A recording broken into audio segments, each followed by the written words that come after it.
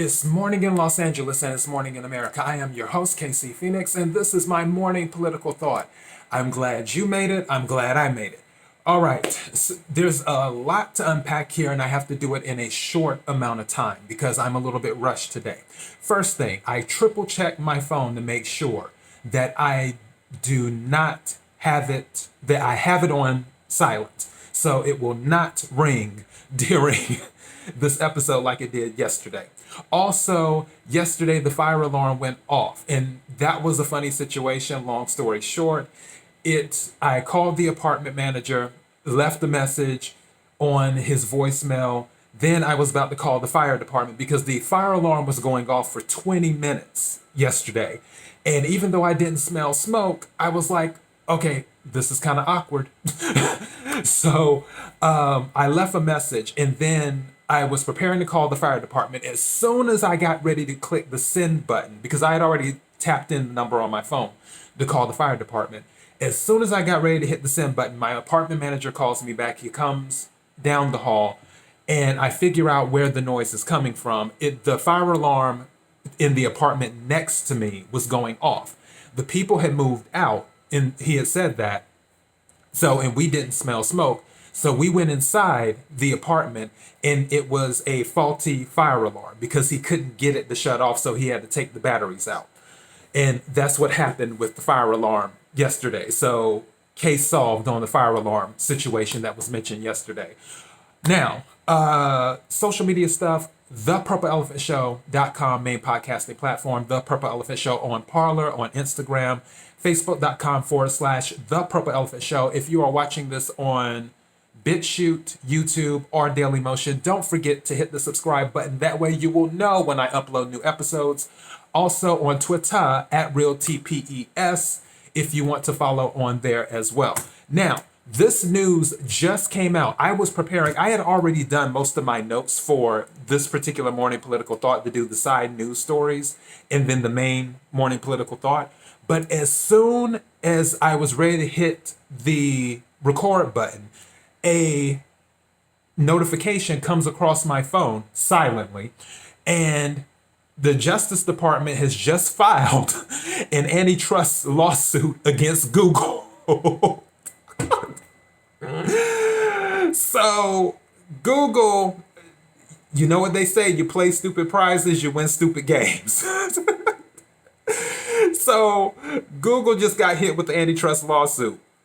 I'm on the New York Post right now. The notification came from my Washington Times notification, but I'm going to read the New York Post article just very quickly here. Justice Department filed an antitrust lawsuit against Google parent Alphabet on Tuesday, accusing the search juggernaut of maintaining an illegal monopoly on the lucrative online search business. The lawsuit claims that Google broke the law to keep its own search engine dominant and accuses the tech giant of disadvantaging competitors in an effort to sell more online search ads. The company's questionable tactics allegedly included a massive contract worth billions of dollars with Apple to make Google the default search engine of the iPhone, as well as ensuring that its search engine is preloaded onto smartphones using Alphabet's Android operating system, officials said.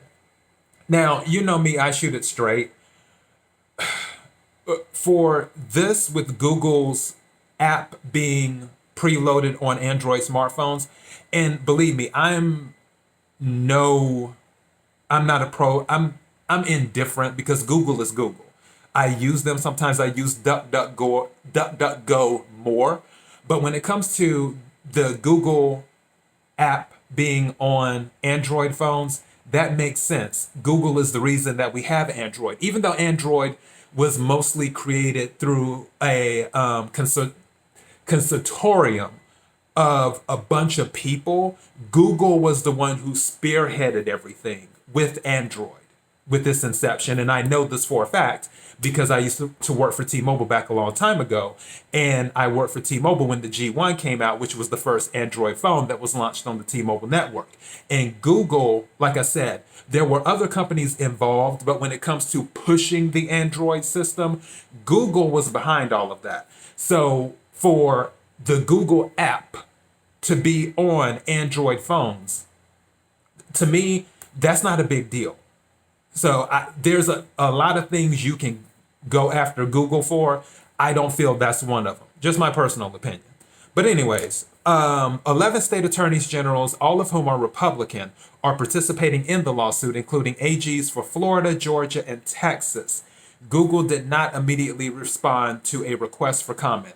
So the Justice Department has since last year been digging into Google search business and its advertising business, which claims about a third of the world's spending on online ads, as well as 90% of the market for ad tech tools, which publishers use to sell ad space. So yeah, this lawsuit, honestly, I don't know if it's going to go anywhere based off of what I'm reading so far, because the things they're bringing up is they would have more problems with altering their algorithms during what's going on with political stuff. That's where the red meat is at, in my opinion. And that's probably wrapped up in all of this stuff with the lawsuit. Like I said, I'm not going to read this entire thing. It says the Justice Department held a press conference at 9:45 a.m. I guess that's Eastern Standard Time, because obviously it's 8:06 over here in Pacific Standard Time while I'm recording this. So yeah, I don't know where this will go. I don't know if it has any legs. If they are attacked on their algorithm as it relates to politics and interfering in elections, that would be different. There's some red meat there. But for some of this other stuff that I just read over, that's kind of whatever. All right. On to the next side story.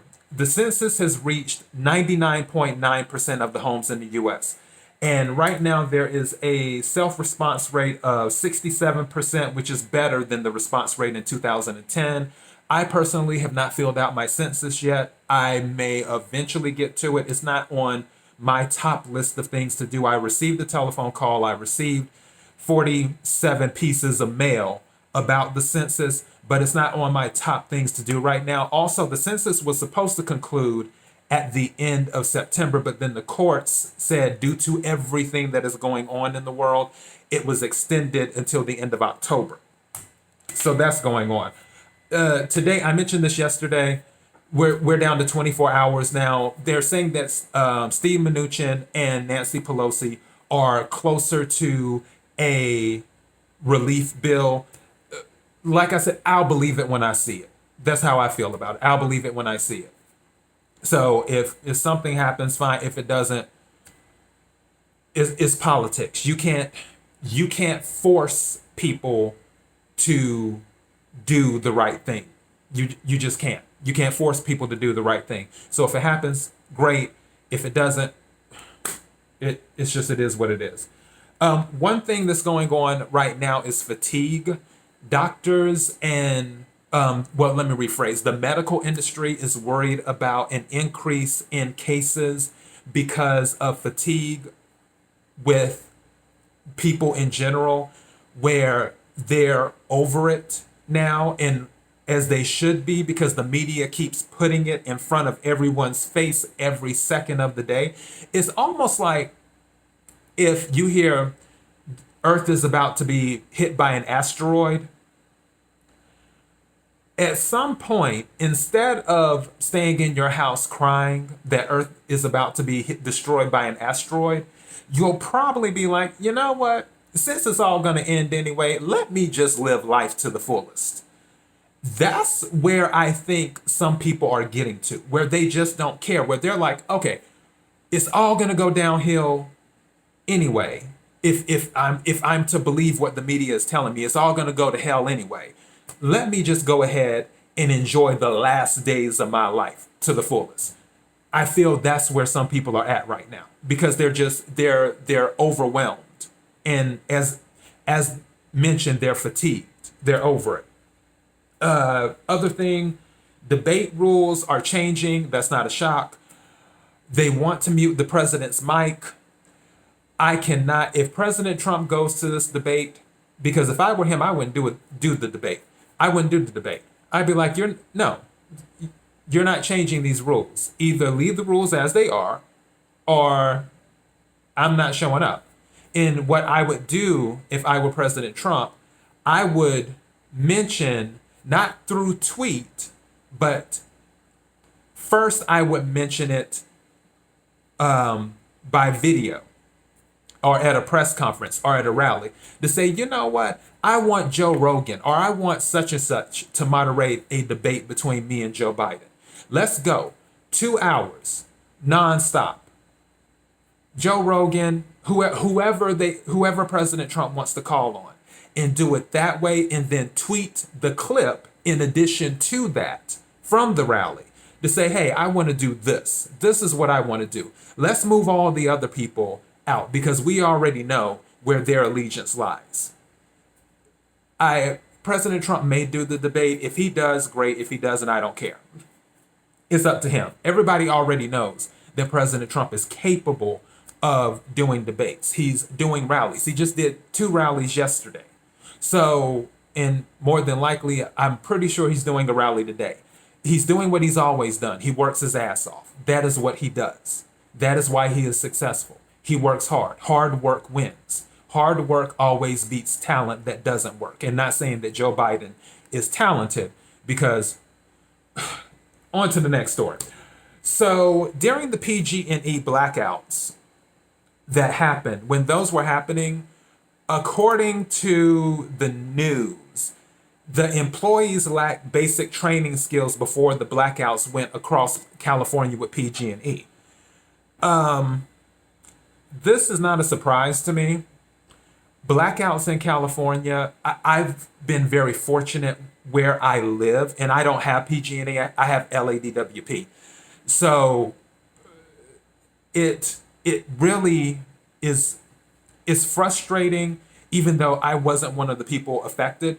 It's frustrating to see that it's happened to other people where their power has to be cut off. Like, this is a third world country. And people always love to say, well, you know, California is if it were its own country, it'd be the 5th largest economy in the world. Okay, but can it keep its lights on? That's the question of the day. Make it make sense. So I just wish people would get it together. I really, really do. And I don't, with the state I mentioned before in one of my other episodes, you know, if California is worth fighting for, because as I've always said, when it comes to real estate, California is the best piece of, no offense to anybody else in the world, and if you are offended, you'll get over it. But it's the truth. California is the best piece of real estate in the United States of America, if not the world. And I've been to other countries too, just so you know. California has every type of terrain you can think of. Going from south to north, it has everything you can think of. And it is so, the coast is so beautiful, ridiculously beautiful. It's just, it's mismanaged. And I don't see it changing because people don't pay close enough attention to what goes on in the state. It's more of, well, if I see this has to be the side of good. If I see this has to be the side of evil. That mindset where there can't be an in-between, or there can't be bad people on the so-called good side and there can't be good people on the so-called bad side. With that mentality, this state will never do better. It'll always be in debt. There will always be blackouts. There will not be improvement. Things will continue to happen. So, you know, it's kind of like, is it worth fighting for? Now, let me go ahead and get to my main story, which is the courts in Texas. And I'm going to read this article for you guys because it's a really short article, but it's great news in regards to Texas because it was about the mail-in ballots. because a lot of states are trying to, let me rephrase, certain states that are ran by certain parties or have certain parties doing things, because Texas is a Republican state, but there's still other elements within Texas where they push to do stuff to make things a little unbalanced. And sending in ballots, mail-in ballots, without a signature requirement, that is one of the things that's been happening. So a court lets Texas require ballots be signed. Now, a federal appeals court backed the Texas government Monday, saying mail-in ballots are more prone to voter fraud and blocking a lower court decision that could have upended the state's signature match requirement for those ballots. The Fifth U.S. Circuit Court of Appeals ruled under Texas law, voting by mail is the exception, reserved for special cases such as older adults and those who have disabilities. And requiring ballots to have a valid signature is not an undue burden. Given the state's interest in preventing voter fraud, the court ruled. Texas's signature verification requirement is not designed to stymie voter fraud only in the abstract. It seeks to stop voter fraud where the problem is most acute in the context of mail-in voting, wrote Judge Jerry E. Smith, he was a appointee by President Ronald Reagan. So the Fifth Circuit Court of Appeals has already said, because there was a decision before that saying, oh, no, you don't need signatures. And then, of course, it went to the Court of Appeals. The Court of Appeals said, oh, hell no. No, they need signatures. So that is something that has happened with Texas. So for those of you who are in Texas or might be listeners in Texas, know that for the mail-in voting, you are good to go. I doubt it would bubble up to the Supreme Court or anything like that. If it does, we'll see what happens. But I doubt it. Texas should be good to go on that. So that is all I have for my morning political thought. I know I ran through everything pretty quickly, but as I said before, I'm kind of pressed for time this morning. Thank you to everyone who's been supporting the show. I really appreciate it. Shout out to Canada. You are now number 3 in my group of listeners. Ireland is still number 2. The United States is still number 1 in my group of listeners on the podcast. And I appreciate everybody in all of the countries that listen to the show. And I will have another episode ready tomorrow morning. And that will be thepurpleelephantshow.com, main podcasting platform, The Purple Elephant Show on Instagram, on Parler, Facebook.com/The Purple Elephant Show, @RealTPES on Twitter, BitChute, YouTube, Dailymotion. Hit the subscribe button. That way you know when I upload new episodes. And in regards to BitChute, also I got another subscriber. Thank you for subscribing. I wish they could show when I get a new subscriber who it is, or maybe I'm not looking at it correctly. I'm still learning the whole BitChute thing. But whoever subscribed recently on BitChute, thank you. I appreciate it. And I will have more content coming this week. Until next time, be blessed.